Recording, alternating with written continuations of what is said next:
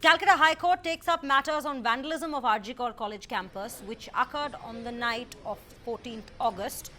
Now, the court has slammed the state government, raised some very pertinent questions.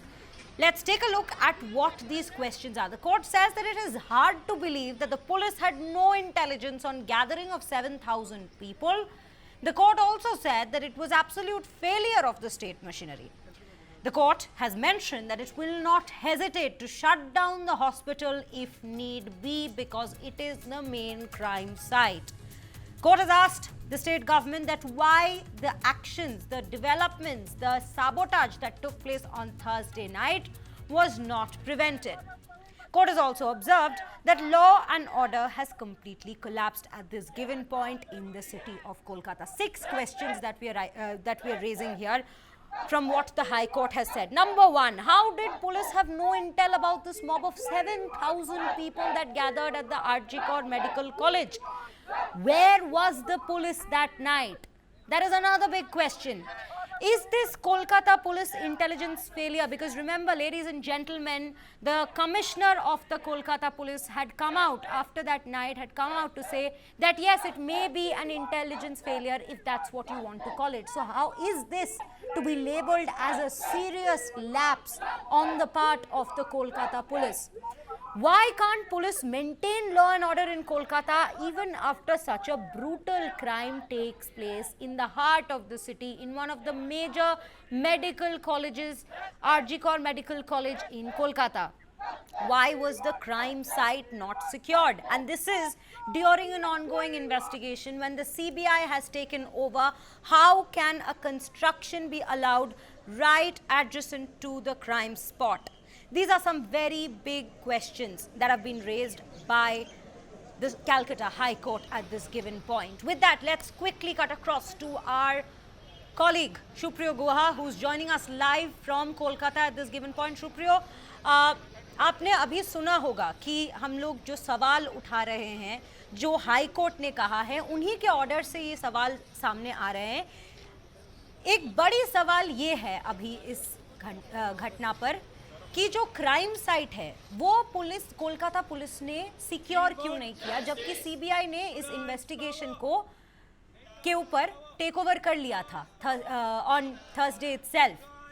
ऐसी क्या मजबूरी थी जहां की पीडब्ल्यूडी के टॉयलेट्स नहीं बन सकते लेडीज के लिए कि उसी दिन उनको एक कंस्ट्रक्शन शुरू कर देना पड़ा इस मेडिकल कॉलेज में? क्या क्या क्या जानकारी आ रही है वहां से?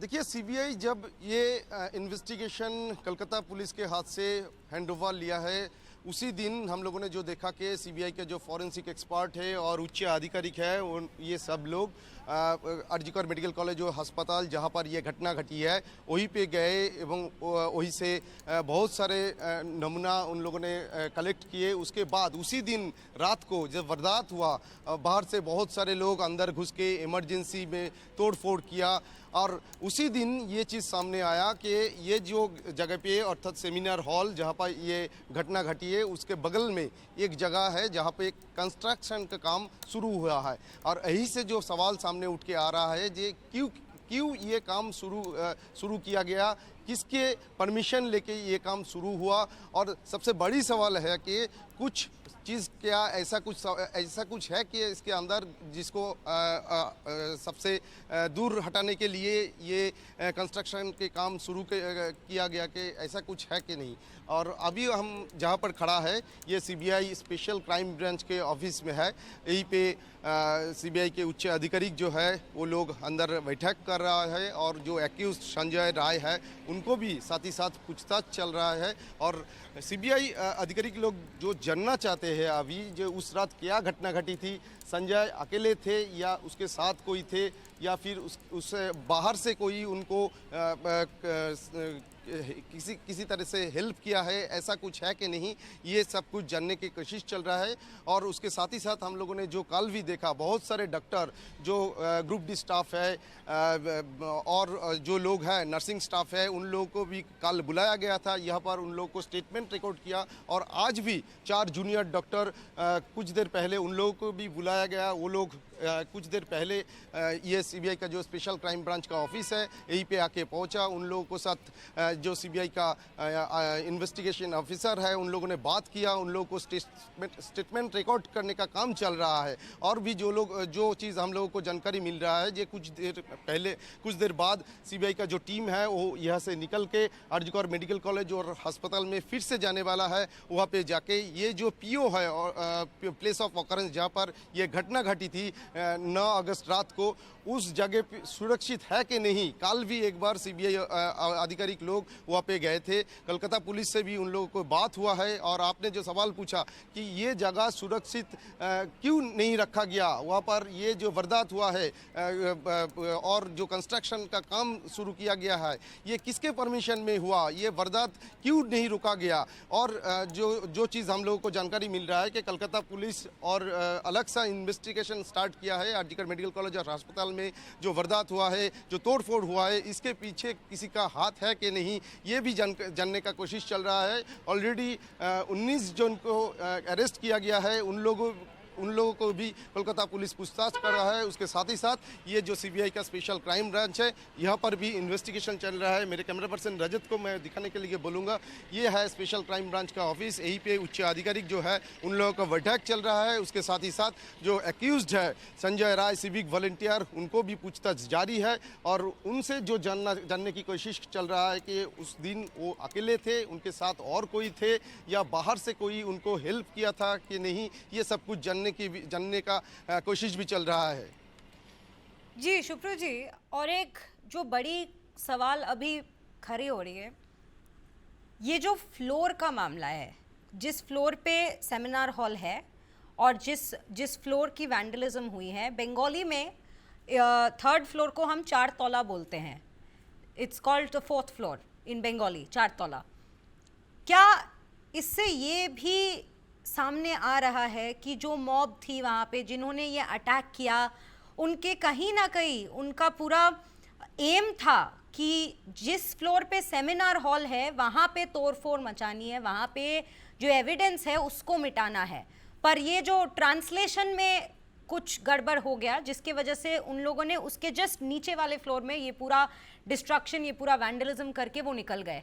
क्या ये भी बात सामने आ रही है? क्या ये भी एंगल इंस्पेक्ट किया जा रहा है अभी?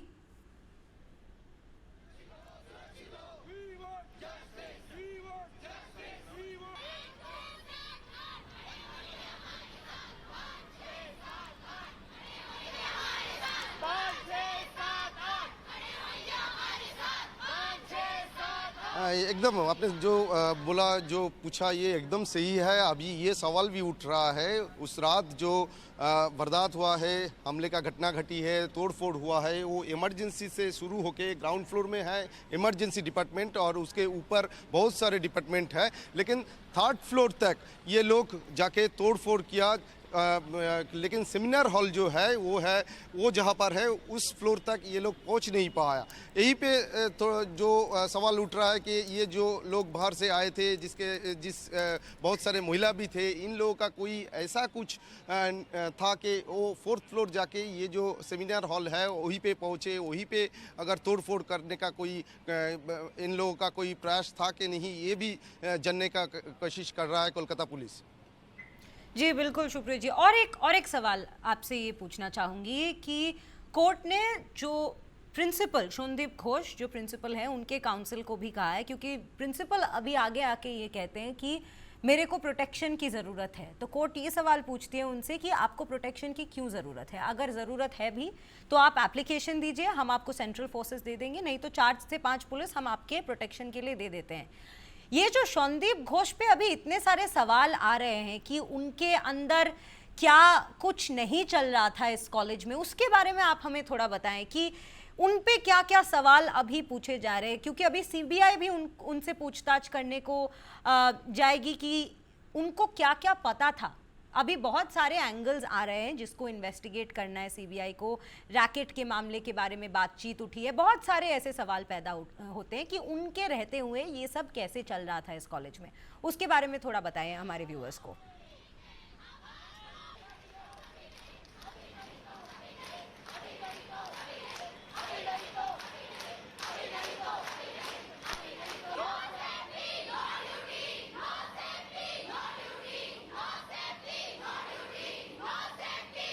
देखिए, ये जो अर्जिकर मेडिकल कॉलेज और अस्पताल का जो यंग लेडी डॉक्टर जिसका बुरी तरीके से रेप और मर्डर हुआ है, इस घटने के बाद बहुत सारे सवाल सामने उठ के आ रहा है। और इस सवाल संदीप घोष जो एक्स प्रिंसिपल है ये अर्जिकर मेडिकल कॉलेज और अस्पताल, उनके खिलाफ भी बहुत सारे सवाल उठ रहा है, क्योंकि वो जब पहले ये मेडिकल कॉलेज और अस्पताल का प्रिंसिपल था, बहुत सारे दुर्नीति उनके खिलाफ है। उन्होंने बहुत सारे करप्शन के साथ जुड़े हुए थे, ऐसा बहुत सवाल पहले भी उठा था। लेकिन उसके बाद भी उनका जो डेजिग्नेशन है, वो जो प्रिंसिपल पद है, वहीं पे वो काम करते रहे। लेकिन ये जो घटना घटी, इसके बाद उन्होंने खुद रेजिग्नेशन दिया।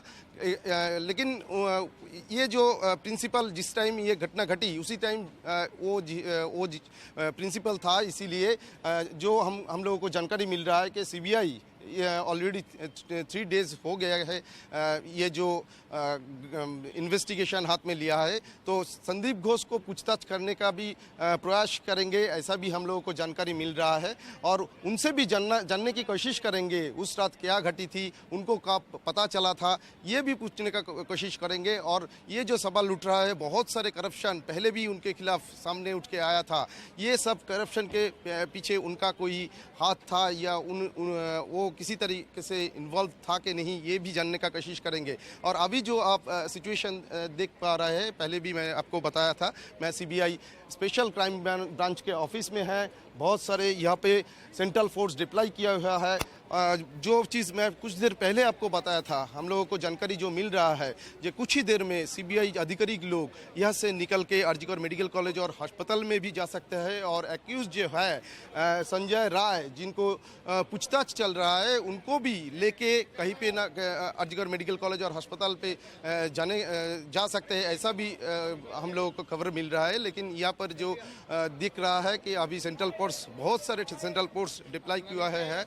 और अंदर जो बैठक के बारे में मैं पहले आपको बता रहा था, शायद वो बैठक ऑलरेडी ख़त्म हो चुका है। उसके बाद ये सीबीआई टीम अभी निकल के हम लोगों को जो खबर मिल रहा है, अर्जिकर मेडिकल कॉलेज अस्पताल में भी जा सकते हैं। और भी हम लोगों को जो जानकारी मिल रहा है, कुछ देर पहले हमने जो देखा, ये 3D लेज़र स्कैनर लाया गया यहाँ पर, और वो जो घटनास्थल है, सेमिनार हॉल है, वहीं पे 3D लेज़र स्कैनर लेके गए। वहाँ का डिजिटल एविडेंस कलेक्ट करने का भी काम सीबीआई की तरफ से किया जाएगा, ऐसा भी हम लोगों को जानकारी मिल रहा है।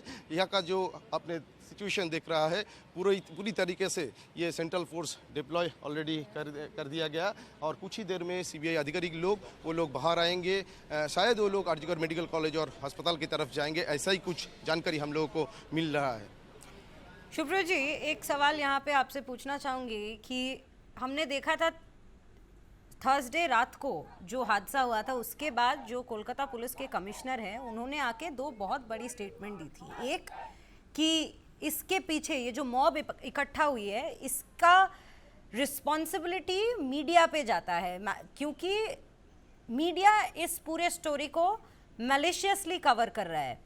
एक इन्होंने ये स्टेटमेंट दी थी, और दूसरी उन्होंने ये कहा था, पहले तो वो कह रहे थे कि हाँ कोलकाता पुलिस सब कर रही है, जो भी उनके द्वारा पॉसिबल है इस केस में जांच करने के लिए उन्होंने सब अपने रिसोर्सेज लगा दिए हैं। पर फाइनली वो आके ये बोलते, जब उनको इस मॉब के बारे में पूछा गया, कि हाँ ये इंटेलिजेंस फेलियर हो सकता है, हम इन्वेस्टिगेट कर लेंगे। एक ऐसे घड़ी पे जब ऑलरेडी एक इतनी बड़ी हादसा हो चुकी है सिटी के इतने बड़े मेडिकल कॉलेज में, एक कोलकाता पुलिस के कमिश्नर आके ये स्टेटमेंट दे, ये कैसे एक्सेप्टेबल है?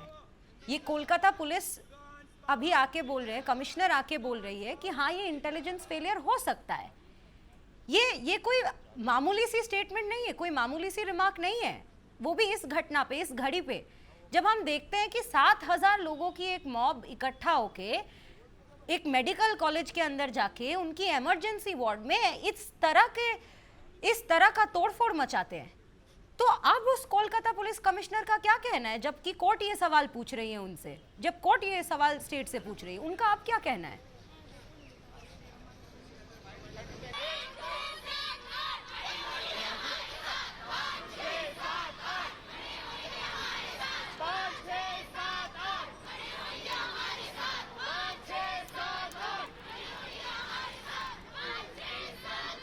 देखिए ये सवाल तो उठता ही है कि वहीं पे उस रात पहले से ही प्री शेड्यूल कुछ प्रोटेस्ट कर्मसूची था, लेकिन पहले से कलकत्ता पुलिस की तरफ से सिक्योरिटी अरेंजमेंट क्यों नहीं किया गया, ये सवाल तो उठ रहा है। लेकिन आपने जो पूछा कि कलकत्ता पुलिस कमिश्नर उन्होंने जो स्टेटमेंट दिया है, उसको भी उस स्टेटमेंट को लेके भी बहुत सारे सवाल उठने को शुरू किया है। और कोलकाता पुलिस उसके बाद हम लोगों ने जो देखा, जे उस हादसे के बाद, वारदात के बाद, गुरुवार रात को जो घटना घटी है, उसके बाद कलकत्ता पुलिस उनका जो सिक्योरिटी अरेंजमेंट बहुत सारे पुलिस डिप्लॉय किया हुआ है, और पहले क्यों नहीं किया गया। और जब वो हमला तोड़फोड़ की घटना घटी, उसी टाइम पे ज़्यादा से ज़्यादा पुलिस पर्सनल का प्रेजेंस नहीं देखा गया, तो उसी टाइम पे पुलिस कहाँ थे, ये सवाल भी उठ रहा है। और जो लोग आए थे वो लोग क्यों आए थे, कहाँ से आए थे, इतने सारे लोग इकट्ठा होके ये जो इमरजेंसी लेके अस्पताल के डिफरेंट जगह पे वो लोग तोड़फोड़ मचाया, जो कुछ किया, पुलिस क्यों नहीं रोक पाए उन लोगों को?